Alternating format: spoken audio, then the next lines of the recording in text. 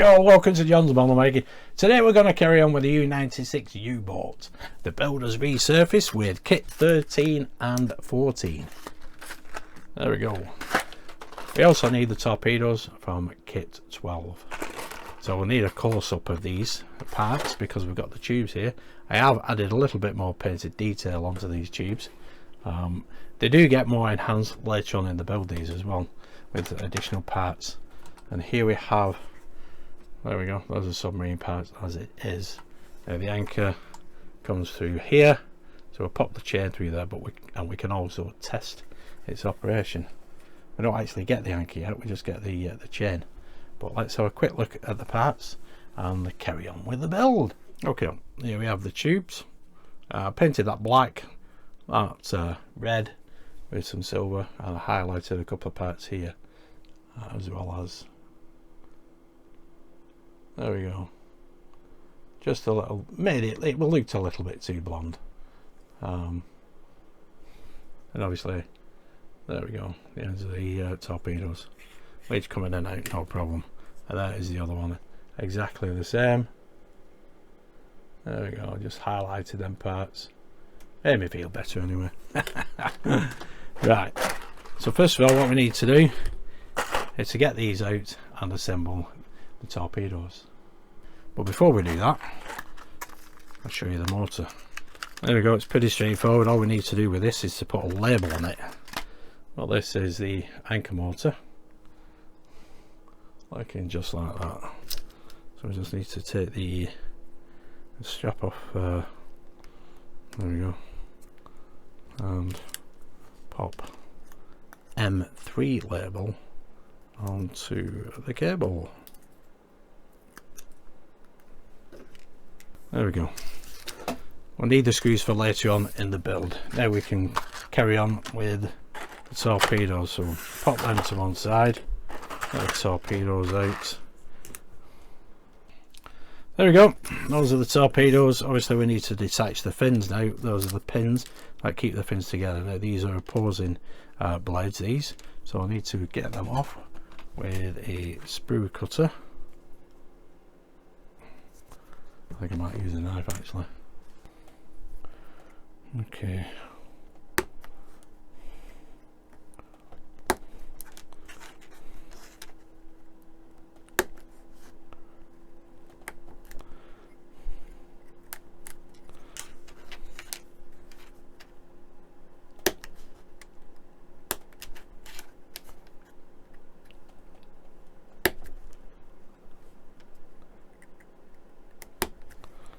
There we go.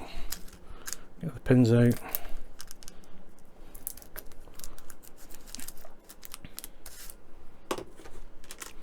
And basically just match these up and pop a, there we go, pin through the middle. Just like last time.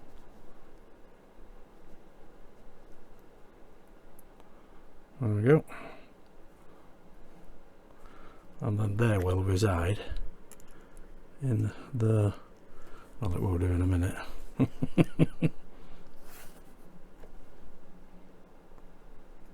That through there, and that through there. Get that there, pop that there. Right, that one's falling apart. Typical. Fiddly little pins.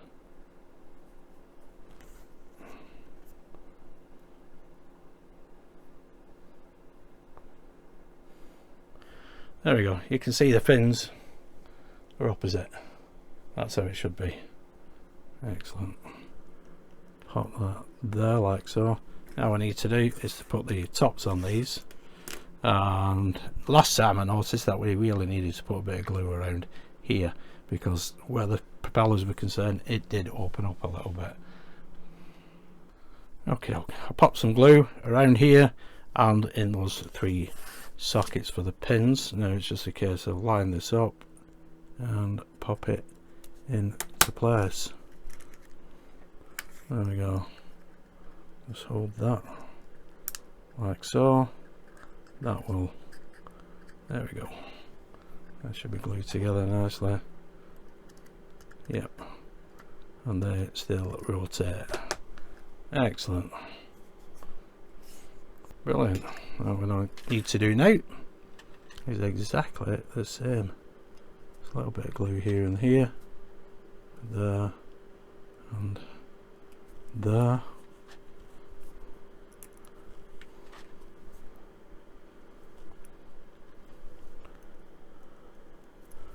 And hopefully this will behave itself.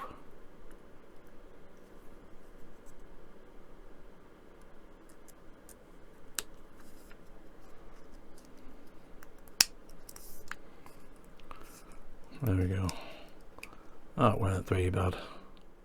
There we go. Give that a second to set. There we go. That's both those torpedoes looking brilliant. And obviously the propellers will rotate as well. There we go. All I need to do now is to pop them in here. Now we did have this issue last time and I had to file down the fins, and it looks like I'm going to have to do exactly the same again. So just use a small file, I'll show you. There we go. I just use a little file stick and it's basically just rub it, takes a little bit off it until you're ready. Doesn't harm the plastic at all, doesn't mark it. Okay, there we go. Put the stick away. These should go into the tubes. There we go, with less resistance. There we go. Excellent. So with that, and all we need to do is to pop the cable with the motor. There we go. That is kit 13 completed. Excellent. Here we have the parts for kit 14. There we go. Those are the parts. So 14.1 is a gearbox inner frame, and then we have the gearbox upper cover, we have the stop lever, we have the drum side, we have the gearbox lever bottom, the cog, we have the shaft with cog and drum, the screw shaft, the limit switches and the anchor chain. 14 1 2 3 4 5 6 7 8 9 and 1410 and DP and BP screws. Excellent. Okay, first thing we need is 14.6 and 14.7.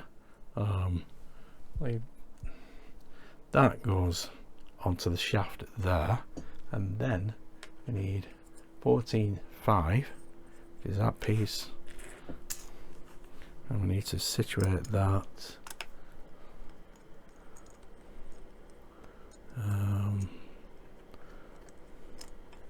should go there like so. Excellent. So that cog is in that little part of the compartment, and that wheel there is in there, and this one is on the outside. That looks excellent. There we go. Brilliant. Next we need the stop lever and this shaft with that gear on it, and wind that all the way to the end. There we go. That's the end there before it starts coming off. Excellent stuff. I'll place this onto 14.01. It goes this way around. Should go there like so. There we go. That's where that situates itself. Excellent. Now this fits over the top here. There we go. Situates itself there like so. Excellent. That's captured that nicely. And now what we need is 14.2 and the limit switches. And we need to pop the limit switches onto here. There is a marker there as well, little marker there. That is where, there we go. See that little mark there? That will become relevant a little bit later. I need to take this off here, separate the two limit switches and pop them into place. There we go. And the black one goes here.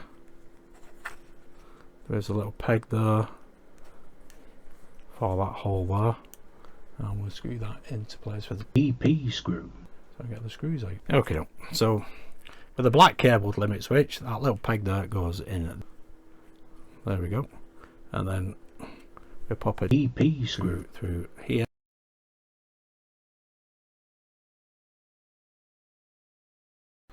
There we go.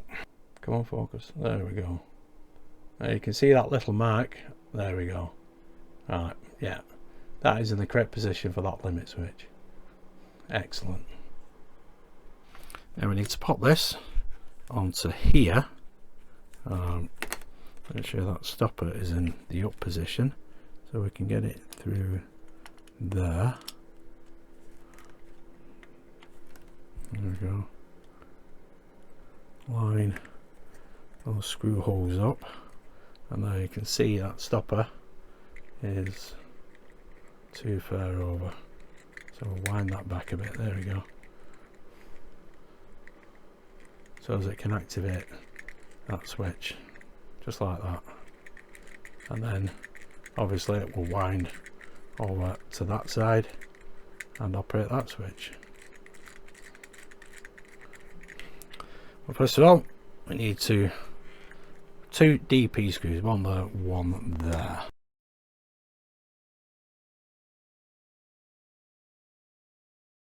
Excellent. There we go. So there we go. I popped a little bit of grease on the cogs, the nylon cogs, and it sounds a lot better. It sounded a bit clunky before. I wasn't sure if it was going to skip a teeth or tooth on one of the cogs, but as you can see, it sounds better and it's working better as well. Excellent stuff. Okay, now we have the anchor chain. There we got a ring on the end there which fits over there like so, and then this gear fits over the top. There's a notch in the gear. There we go. See the notch? Yeah, that will go over the chain just like that there. Now we're supposed to glue that gear on, but it is a tight fit that, so I don't think I really need to glue it at this point. Excellent. There we go. Excellent. So next we need the motor. There we go. The motor sits just there like that, and we fix that in place with two BP screws. We only have 3 of these. They don't tell you what's on the packet of the screws, you just have to go off the quantity that they give you.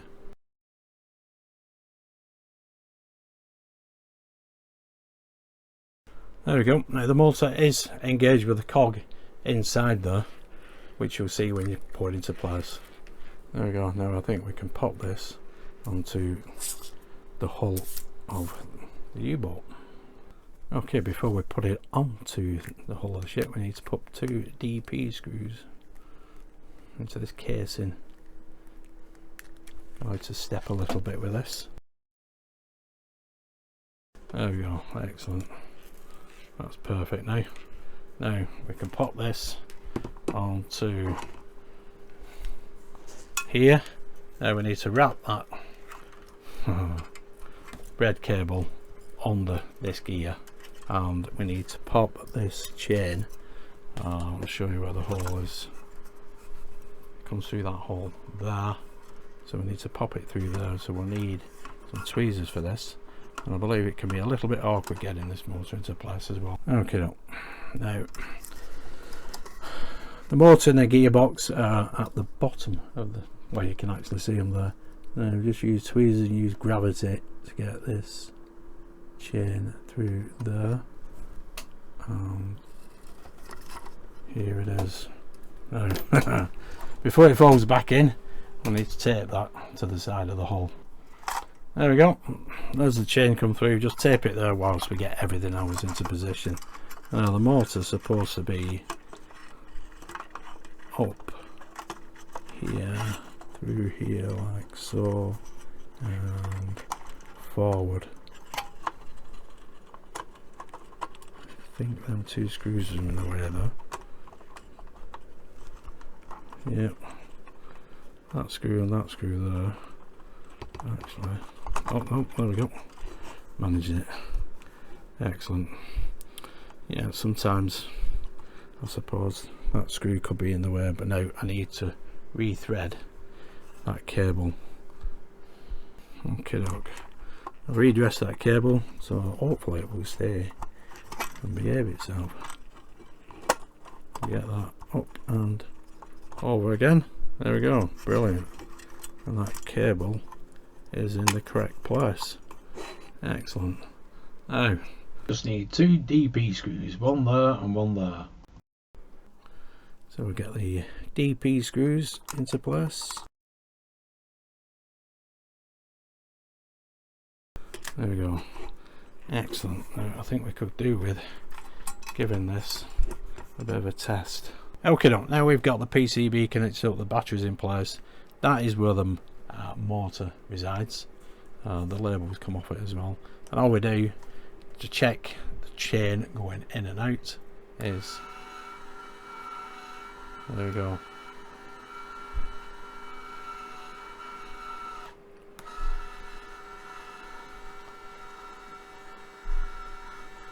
Excellent. Don't wind it all the way through because the limit switches aren't in operation as yet. There we go, because they're not connected up to anything. There we go. Excellent stuff. But that is the anchor chain. Brilliant. All nicely in place. So that's kits 13 and 14 completed, along with, there we go, the additional torpedoes. So there we go. That is after kits 13 and 14. The motor there, the gear housing in place, and there is the chain. Now the best thing to do is to tape that onto the side of the hull, and you can't lose it. Excellent stuff. Right, all we need now is let's see, 15 and 16. 15 and 16, we've got some bunk beds to install. I think it goes here eventually. Brilliant stuff. So there we go. For now, for the U-96 submarine, I'll do 15 and 16, probably get that out on Monday for you. Thanks for tuning in and watching. Stay safe, and if you did like this, give us a big thumbs up, subscribe, hit that notification bell, and I'll see you soon for kits 15 and 16. Thanks again. Bye for now.